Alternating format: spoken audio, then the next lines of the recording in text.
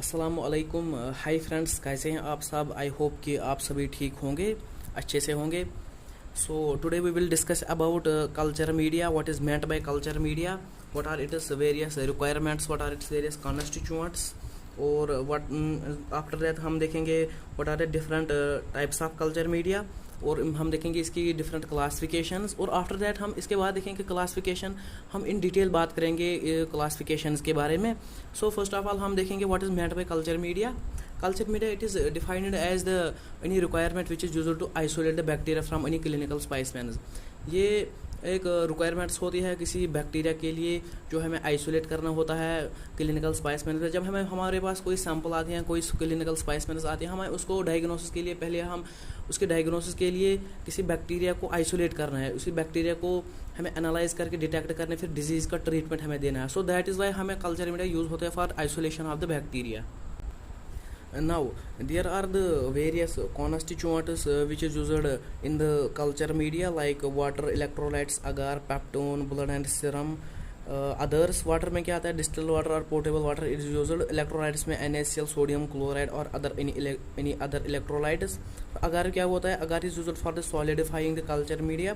Peptone, it is a complex mixture of the partially digested protein, it is the kind of the nutritional broth. And blood and serum में होता है usually 5 to 10% of the sheep blood is used, sheep और horse blood is used in enriched media. enriched media में ये ज़्यादा use होता है for the growth of the fastidious bacteria. हम आगे जाके फास्टिडियस बैक्टीरिया भी देखेंगे क्या होता है।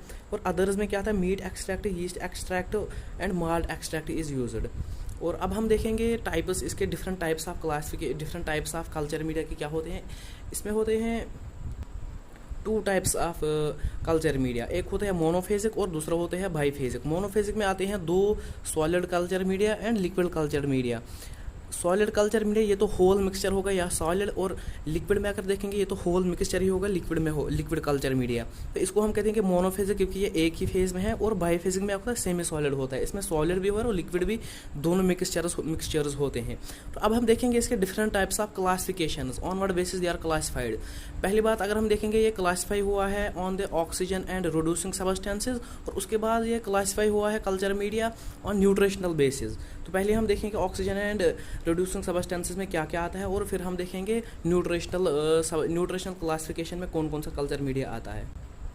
नाउ पहली क्लासिफिकेशन ऑफ कल्चर मीडिया जो है वो है on the basis of oxygen and reducing substances. इसमें क्या है? इसमें 2 आते हैं, एक आता है एरोबिक कल्चर मीडिया और दूसरा आता है anaerobic culture media. Aerobic culture media में ऑब्वियसली बात है, इसमें होता है in presence of oxygen. And anaerobic culture media में क्या होता है? इसमें होते हैं सम रिड्यूसिंग सब्सटेंसेस प्रेजेंट होते हैं जो ऑक्सीजन को टेकअप करते हैं और परमिट करते हैं growth of some obligate anaerobes, like Clostridium है एनएरोबिक कल्चर मीडिया के एग्जांपल। एनएरोबिक कल्चर मीडिया में हम क्लोस्ट्रिडियम को ग्रो कर सकते हैं। और दूसरी क्लासिफिकेशन ऑफ कल्चर मीडिया है, दूसरी क्लासिफिकेशन है कल्चर मीडिया की ऑन द न्यूट्रिशनल बेसिस। अब हम देखेंगे on the nutritional basis classification of culture media क्या क्या है। Nutritional basis of classification of culture media में 4 क्लासेस आते हैं। पहला आता है सिंपल और बेसल कल्चर मीडिया। सिंपल और बेसल कल्चर मीडिया के बाद आता है दूसरा class complex culture media, synthetic culture media और स्पेशल कल्चर मीडिया। और स्पेशल कल्चर मीडिया के कुछ सब क्लासेस है। पहला है enriched culture media, enrichment culture media, transport culture media, selective culture media, differential culture media, indicator culture media and sugar culture media. पहले हम देखेंगे simple culture media. Now simple culture media it is also called as the basal media. ये क्या होता है? ये it is the type of, ये होता है एक टाइप ऑफ न्यूट्रिशनल मीडिया का। इसमें होते हैं some minimum ingredients to support the growth of the non fastidious bacteria. कुछ मिनिमम इंग्रेडिएंट्स होते हैं इसमें जो नॉन फास्टिडियस बैक्टीरिया को सपोर्ट करते हैं for their growth. What is the non fastidious bacteria? Non fastidious bacteria are those bacteria which cannot require some special type of nutrients for their growth। वो bacteria, वो organism जो जिनको कोई special nutrients की ज़रूरत नहीं होती है फॉर देयर ग्रोथ, इनको कहते हैं हम नॉन फास्टिडियस बैक्टीरिया। और इन अदरवाइज फास्टिडियस बैक्टीरिया वो बैक्टीरिया होते हैं जो स्पेशल न्यूट्रेंट्स जिनको रिक्वायर होती हैं for their growth, to support their growth, ठीक है ना।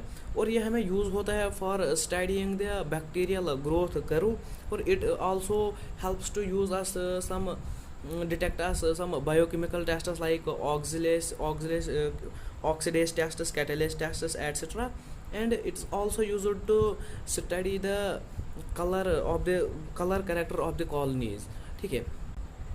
सिंपल कल्चर मीडिया में क्या होता है, it is comprising of peptone water, nutritional broth and nutrient agar. Peptone water it is a combination of 1% peptone plus sodium chloride 0.5% और plus water, ये बनाता है in combination peptone water. Nutrient broth में क्या होता है, इसमें होता है पेप्टोन वाटर और प्लस होता है इसमें मीट एक्सट्रैक्ट। तो ये मीट एक्सट्रैक्ट और पेप्टोन वाटर बनाते हैं न्यूट्रिएंट ब्रॉथ। और न्यूट्रिएंट अगार और न्यूट्रिएंट ब्रॉथ में कंफ्यूज मत होना, न्यूट्रिएंट अगार कोई दूसरी चीज़ है। न्यूट्रिएंट अगार होता है in combination of nutrient broth plus 2% अगार होता है इसमें, ये बनाता है न्यूट्रिएंट अगार। तो सेकंड क्लासिफिकेशन आती है enriched culture media. Enriched culture media क्या होता है, ये एक जब हम सिंपल मीडिया को कुछ इंग्रेडिएंट्स ऐड करते हैं लाइक ब्लड, सीरम और egg, it is called as enriched media, इसको हम एनरिच्ड मीडिया कहते हैं। इन एनरिच्ड मीडिया हमें यूज़ होता है in addition non fastidious bacteria को, तो ये ग्रोथ सपोर्ट करते हैं, but in addition of the non fastidious bacteria यो सपोर्ट करता है growth of the fastidious bacteria.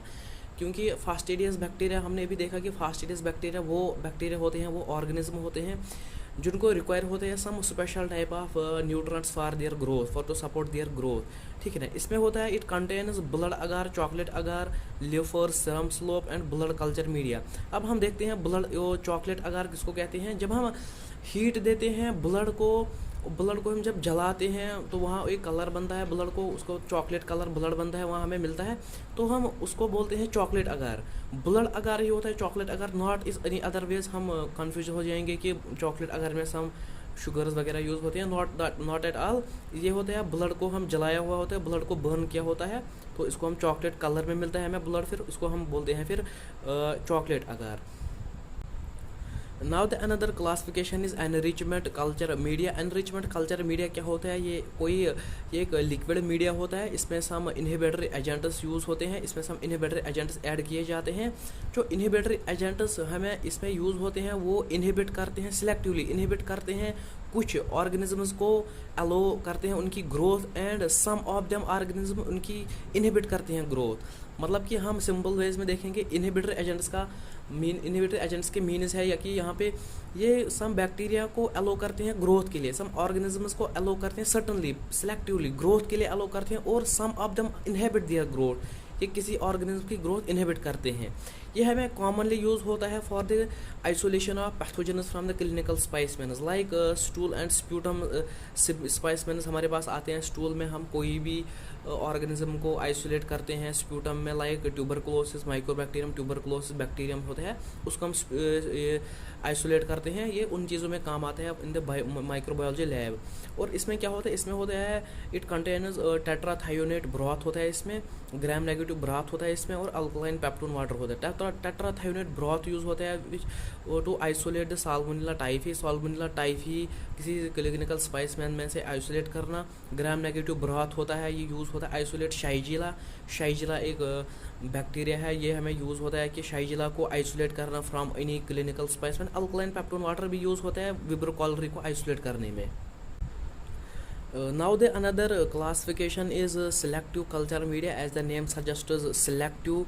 इसमें क्या होता है, ये कोई सॉलिड मीडिया होता है containing some inhibitory substances which inhibit the normal flora present in the specimen. देखो ये कैसे हम समझेंगे, फॉर एग्जांपल अगर हमारे पास कोई क्लिनिकल स्पाइसमैन आया, स्प्यूटम सैंपल आया हमारे पास, हम स्प्यूटम सैंपल आया मिक्सड स्प्यूटम सैंपल, लाइक उसमें purulent portion, some of how purulent portion is present, और उसमें होगा ज़्यादा पोर्शन होगा उसमें वाटरी कलरलेस वाटरी पोर्शन ज़्यादा होगा।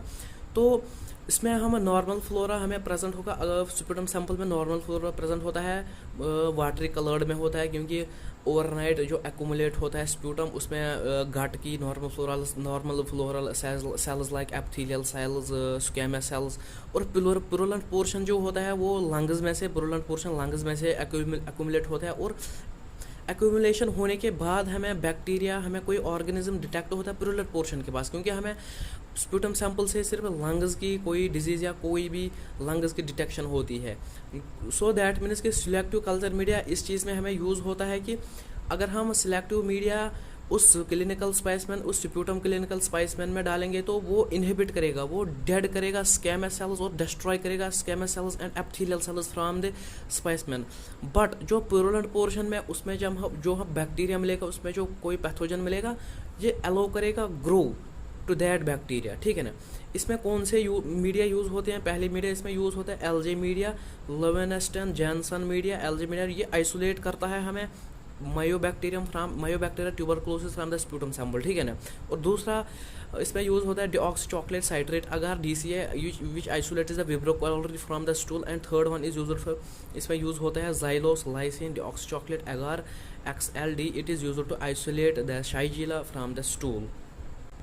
Now another classification is transport culture media. Transport culture media क्या होता है? It is used to transport the specimens from the site of collection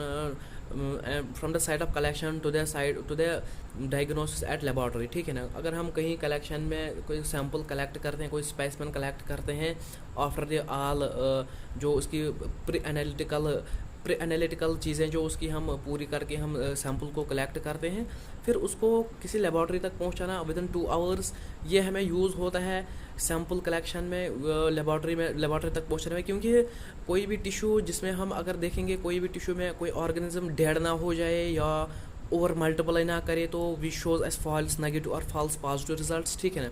अगर हम मान के चलेंगे कि स्प्यूटम सैंपल या कोई भी दूसरा सैंपल अगर कोल्ड का वायरस होगा तो हम उसका देखते हैं वो ज़्यादा मल्टीप्लाई भी कर सकता है और वो डिस्ट्रॉय भी हो सकता है। दैट इज़ वाई ये यूज़ होता है फॉर सम बैक्टीरियाज। अगर हम देखेंगे ये ट्रांसपोर्ट बैक्टीरिया, कुछ एग्जांपल्स है स्ट्रेप्टोकोकस का पाइकस मीडियम होता है ट्रांसपोर्ट करने के लिए। नाइसीरिया अगर किसी में हम डिटेक्ट कर रहे हो तो स्ट्रॉट्स मीडियम यूज़ होता है। Shigella and Salmonella it is use to buffered glycerol saline and Cary Blair medium use होता है। शाइजिला एंड साल्मोनेला सैंपल्स जिसमें होंगे ये ट्रांसपोर्ट में हेल्प करते हैं ये। And now the another classification and the last classification of the culture media is differential culture media. This is used, ये हमें यूज़ होता है to differentiate 2 groups of the bacteria by using an indicator. Differentiate करते हैं 2 groups of bacteria, colour of the 2 groups of bacteria as an indicator use होता है। इसमें क्या होता है, ये किसी कॉलोनी का कलर चेंज करते हैं, बट किसी पर्टिकुलर कॉलोनी का कलर चेंज करता है एज एन इंडिकेटर जो हमें इंडिकेट करनी पड़ती है। इसमें ज़्यादा यूज़ होता है मैकॉन्की अगर ये हमें isolation of enteric gram negative bacteria use होता है। और इसमें क्या होता है, ये differentiates lactose fermenters and non lactose fermenters. देखो अगर लैक्टोज फर्मेंटर्स बैक्टीरिया में हम देखेंगे ये एस्चर्चिया कोला इसमें एग्जांपल है, ये प्रोड्यूस करती है मिल्क में पिंक कलर्ड कॉलोनीज, ठीक है ना। और अगर हम देखेंगे अब नॉन लैक्टोज फर्मेंटर्स बैक्टीरिया होते हैं शाइजिला, ये प्रोड्यूस करते हैं कलरलेस कॉलोनीज। तो ये एज एन इंडिकेटर हमें पता चलता है कि कौन सा कलर चेंज हुआ, कौन सा कलर है, दैट इज़ वाई तो हम इसी के बेसिस पे ट्रीट करते हैं। So this was all about the culture media and thank you so much.